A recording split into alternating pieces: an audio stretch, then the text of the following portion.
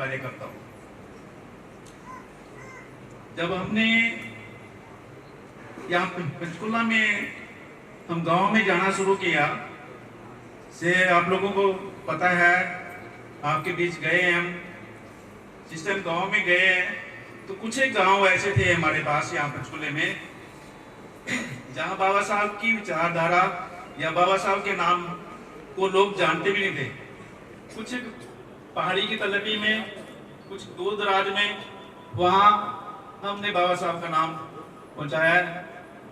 और इसी कड़ी में ऐसे करते हुए हमने पंचकुला डिस्ट्रिक्ट के पिंजौर ब्लॉक, रायपुरानी ब्लॉक और बरवाड़ा ब्लॉक के लगभग 118 गांव में हम गए हैं।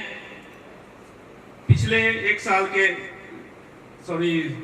2023 से लेके 2025 के बीच में एक गांव में हम कम से कम 3 बार विजिट किया है। एक बार फर्स्ट टाइम गए हैं तो लोगों को इकट्ठा करके शिक्षा के बारे में, शिक्षा के महत्व के बारे में, बाबा साहब के बारे में, उसके बारे में हमने बताया है। और उसके बाद इन्हीं गांव में हमने 118 गांव पंचकुला डिस्ट्रिक्ट के एजुकेशन बैनर लगाए हैं, जहां पे हमारी चौपालें हैं, मंदिर हैं, उन मंदिरों में या चौपालों में उसके वो बैनर लगाए गए हैं। और पिछले 2 सालों से हम अम्बेडकर जयंती, रविदास जयंती, वाल्मीकि जयंती, कबीर जयंती मनाते हुए हमने जहाँ पे लोग अम्बेडकर जी का नाम नहीं जानते थे, उन गांवों में अम्बेडकर जयंती मनाई है। और अभी जो पीछे अम्बेडकर जयंती गई है, इसमें हमारी टीम ने पंचकुला जिले के 20 गांव में जाकर के अम्बेडकर जयंती मनाई है। और वाल्मीकि जयंती के ऊपर हमने 6 जगह पे वाल्मीकि जयंती मनाई है। और रविदास जयंती के अवसर पर भी हम 20 गांव में हमारी टीम गई है, 20 जगह पे। और ऐसे ही करते हुए हमने पंचकुला डिस्ट्रिक्ट को कवर किया।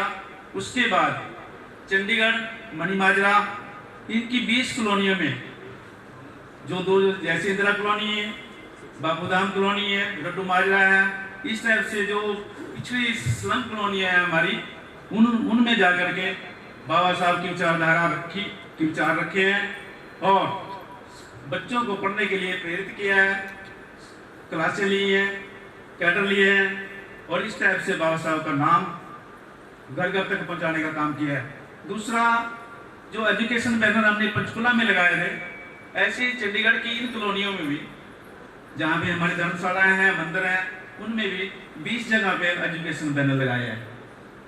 और इसके साथ ही हमारा डिस्ट्रिक्ट अम्बाला लगता है। अम्बाले के भी हमने लगभग 25 गांव में ये कार्य किया है। हमारे टीम का एक कार्यकर्ता, किसी का कोई स्वार्थ नहीं है, निस्वार्थ भाव से काम करता है। और इसमें जो भी कुछ जितना भी योगदान हो, इस समाज को आगे बढ़ाने के लिए, समाज को सशक्त बनाने के लिए हमारी टीम का एक कार्यकर्ता इसके लिए प्रतिबद्ध है। और इसी कड़ी में आप लोगों को भी यहाँ बुलाया गया है। उसी के अनुसार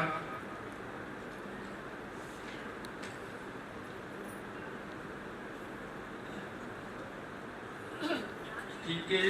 अच्छा, मैं एक नारा लगवाना चाहता हूँ, सभी ने मिलकर बोलना, जय भीम, जय भीम, जय भीम, जय भीम। जय भीम क्यों?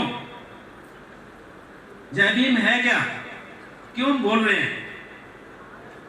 जय भीम एक संघर्ष है नारी मुक्ति के लिए, एक विचारधारा है इंसानियत के लिए, एक लड़ाई है जुल्म और अत्याचार के लिए खिलाफ, एक लड़ाई है जुल्म और अत्याचार के खिलाफ, एक पुकार है सोई हुई को कौम को जगाने के लिए, एक लड़ाई है समानता, स्वतंत्रता, बंधुता, न्याय के लिए, एक ललकार है बहुजनों को हुक्मरान बनाने के लिए, एक हथियार है आदमी का शोषण रोकने के लिए। गर्व से कहो, जय भीम, जय भीम, जय भीम, जय भीम। किया मेरे साथी ने। मैं 2-3 बातें आप लोगों को शिक्षा संबंधित बताऊंगा। उससे पहले कि मैं अपनी बात रखूं, बाबा साहब की शान में है, याद करो उन रहबर को, अरे याद करो उस रहबर को जो जीने का हक दे गए, याद करो उस रहबर को जो जीने का हक दे गए, छूना तक भी मना था जो जल, आज तो बिस्लेरी पीने का हक दे गए, बिस्लेरी पीने का हक दे गए। आज हम संत श्रोमणी श्री गुरु रविदास जी महाराज की पवित्र धरती पर बैठे हुए एक कैडर कर रहे हैं। खुशी की बात है, जो गुरु महाराज ने सपना लिया था, माधो अविद्याहीन तीनों दीप ज्ञान मलिन, बिना शिक्षा इंसान का जीवन गंदा है, ऐसा 650 साल पहले संत श्रोमणी गुरु रविदास जी ने सपना लिया था। आज मेरे समाज के बेटे बेटियां बहुत अच्छी परसेंटेज लेके आके समाज में माँ बाप का और समाज का नाम रोशन करने के लिए इस सभा में इस स्थान पर इकट्ठे हुए हैं। आप सभी का बहुत ही शुक्रिया, मेहरबानी, आप लोग का स्वागत है इस सभा में। इससे पहले एक बात और बताऊंगा, खुशी की बात है, आज बेटियां बेटों से ज्यादा नंबर लेके आ रही हैं। इन बेटियों के नाम पर तालियां होनी चाहिए।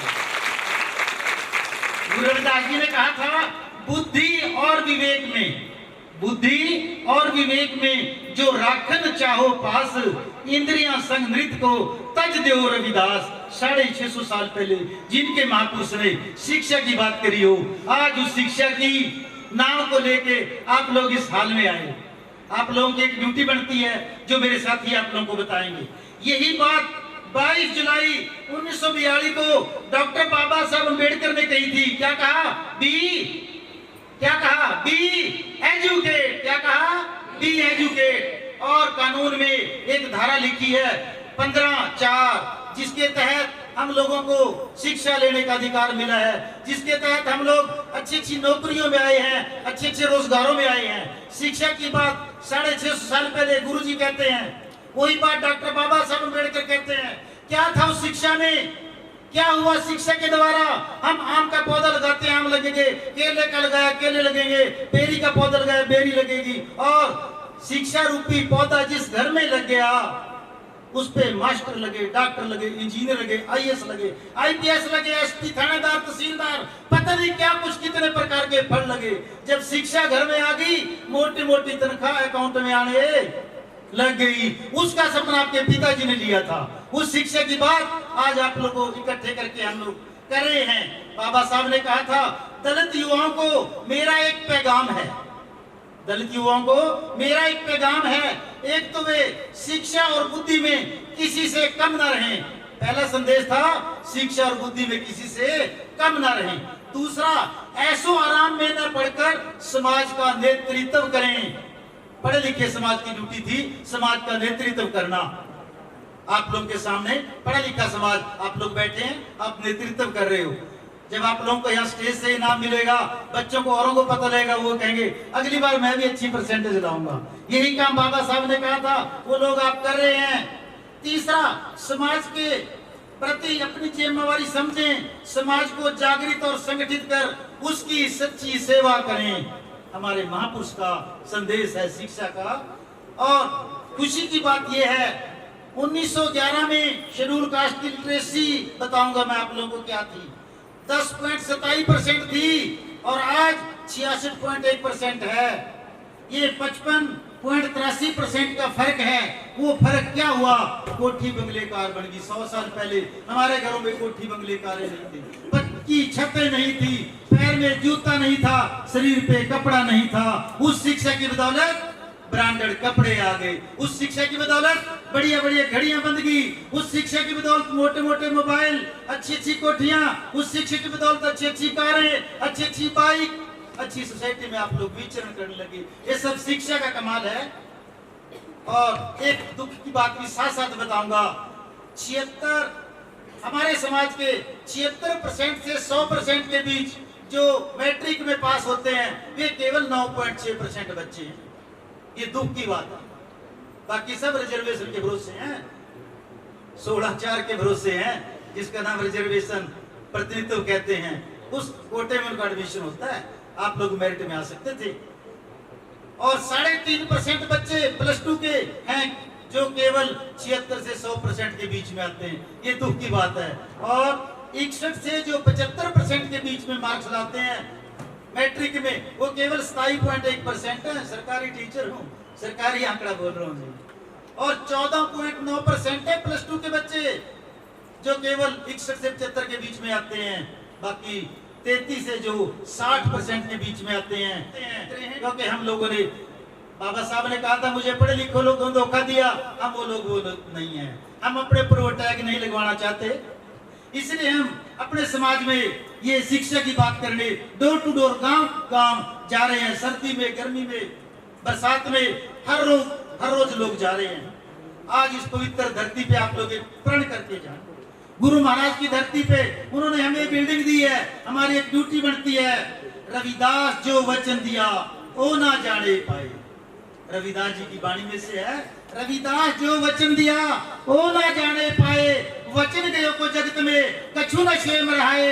शीश कटा फिरावत है वचन गए नहीं आए, रविदास जो वचन दिया ओ ना जाने पाए, रविदास जो वचन दिया ओ ना जाने पाए। थैंक यू, धन्यवाद। जय भीम।